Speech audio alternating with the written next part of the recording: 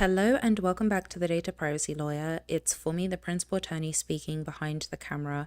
Today's review, we're going to be looking at artificial intelligence terms offered by Coca-Cola.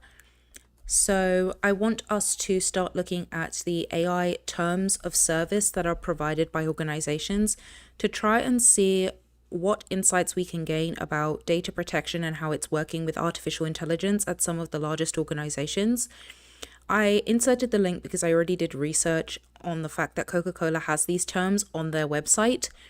So we've been presented with the Privacy Preference Center, and this generally relates to the usage of cookies. So I've talked about this in many audits in the past, but cookies constitute personal data.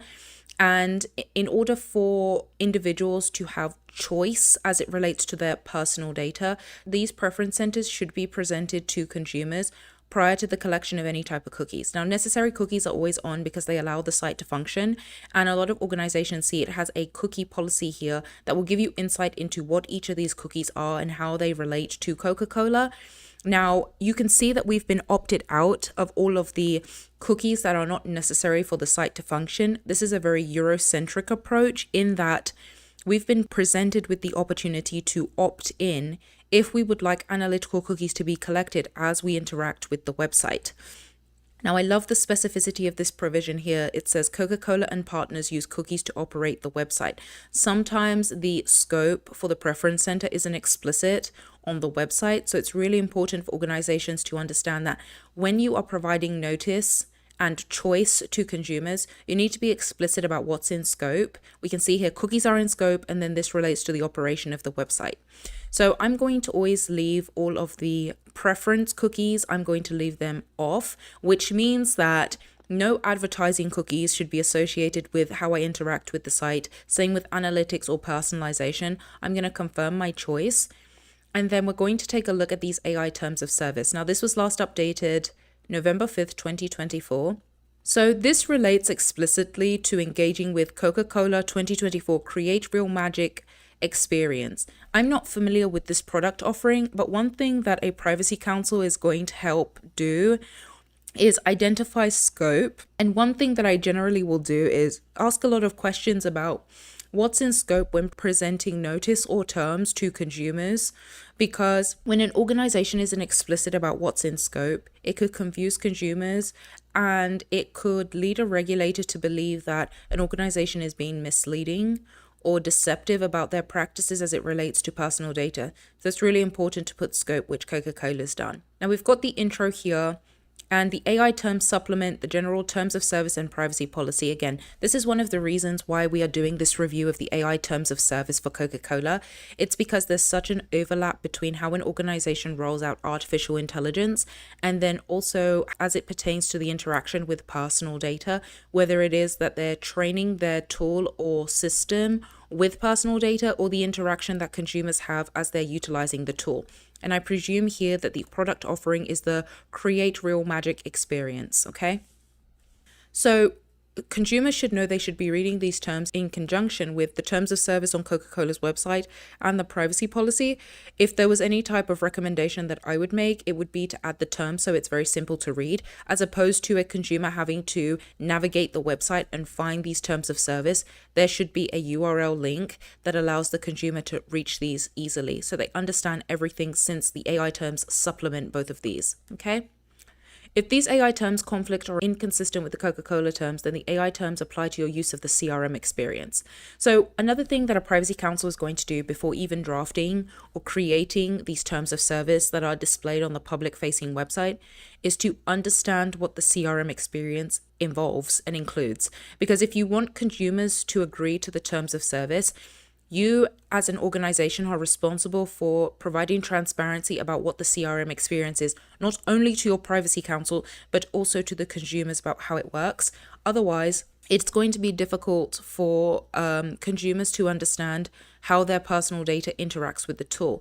If an organization has an AI tool that processes personal data in a manner that is different to the last time they updated their terms of service, it's really important for organizations to keep an eye on the terms of service they put on their website, because if there's personal data that is processed different to the CRM experience since November 2024, then this document is going to need an update. You can see here, these terms are a legal agreement, right?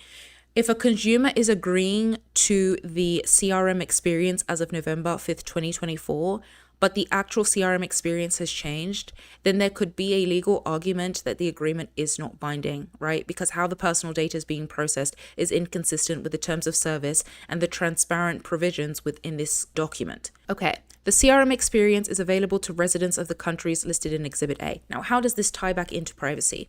Okay, the privacy laws are associated generally with where an individual resides. Now, I presume that the CRM experience is collecting the personal data of individuals who are interacting with the tool. The CRM experience is an artificial intelligence powered experience that allows you, and I presume you as an individual, to create a virtual snow globe that you can use to spread joy and kindness during the holiday season. So the you here is likely an individual, okay? So we already know that if an individual is associated with a product or service, generally there is going to be personal data, at a minimum, generally a name, okay? So the CRM experience is available to residents of the countries listed in Exhibit A. I'm going to take a quick look. So Exhibit A is, let's see. Okay, I just did a quick look, and the countries listed in Exhibit A, there is no Exhibit A, okay? I just took a look at this entire document. So that would be something that would need to be updated. The reason I was keen on looking at the Exhibit A is the countries that are included with the CRM experience, the data protection laws associated with those residents are going to be applicable to what the terms of service require for the use of this experience. Okay, I hope that makes sense. Basically, whichever residents of the countries listed in Exhibit A, the data protection laws will follow these residents. So if they're European Union residents, the GDPR applies to how the CRM experience works and the personal data associated with the use. Okay, I just saw, okay, let's take a look at this. Is an account required? When I see this as a privacy lawyer, I know that there's personal data in scope, because in order to create an account, you need to at least provide your name, okay? Participants must have an account to create a snow globe in the CRM experience. If you previously created an account on the Coca-Cola website or another website operated by Coca-Cola, you may not need to create a new account. At a minimum for your account, you're going to be providing your name. After signing into or creating your account, follow the on-screen instructions to consent to the use of AI. Now, this is really important. And the language that's used in the consent is influenced generally by the obligations under the respective data protection laws, which is why it would have been really useful to understand who the residents of the country are in Exhibit A that does not appear on this website.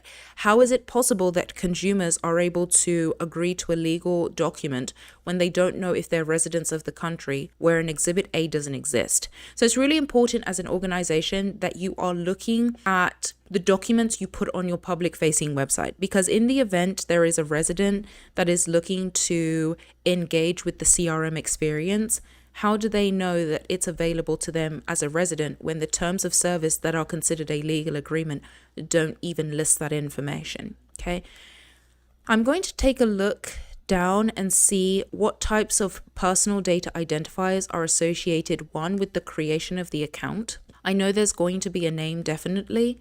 We can also see here, once you have shared your memory, it will be converted to a text prompt and sent to Coca-Cola's custom AI image generation platform. So I can only provide my opinion based on the representations on the website. What a privacy counsel can assist an organization with doing is looking at the outputs associated with the use of artificial intelligence and look at the implications from a privacy perspective. We can see here that Coca-Cola provides a custom AI image. I would be intrigued about what types of inputs a user who has an account has provided to this CRM experience first and foremost, and then take a look at other obligations associated with personal data being met when it comes to creating a custom AI image, and then also the inputs that an account holder or an account user is providing. That's going to be very important. When we look at personal data, we look at the entire information lifecycle. We look at the collection, usage, deletion, and all the other different factors associated with processing personal data. And each specific process needs to align with the obligations under the data protection laws. I think that these terms of service would be able to provide additional insight if we knew the residents of the countries, because the data protection laws associated with these residents is going to follow them as they interact with the CRM experience. You must delete your snow globe from your personal gallery if you don't wish to share it with the community gallery. I'm very intrigued as to the process documentation associated with using the snow globe. And then editing or deleting your snow globe. You cannot edit your snow globe once the image associated with your prompt has been generated, but you can delete a snow globe from your personal gallery at any time. Deleting a snow globe from your personal gallery also removes it from the community gallery. Okay. What uses are not permitted? When creating your snow globe, you agree you will not attempt to create, upload, or share a snow globe or any other content that contains images of real people. Okay, that's interesting. One of the restricted uses is you cannot upload images of real people. My question would be, what personal data is allowed to be uploaded? Because that will influence how the AI tool can operate in certain geographies. So this was a really interesting review. Leave a comment below if you want me to do a full review of this AI terms and service, because there's going to be more artificial intelligence public facing documents as companies start to integrate and utilize artificial intelligence in different operations associated with consumers. And this was just a preliminary view. There's so much information that's missing as far as I'm concerned in order for me to give a full overview of the privacy implications for this AI terms and service. But if you'd like a full review of these provisions, leave a comment below and I will definitely do that. I'll see you in another video.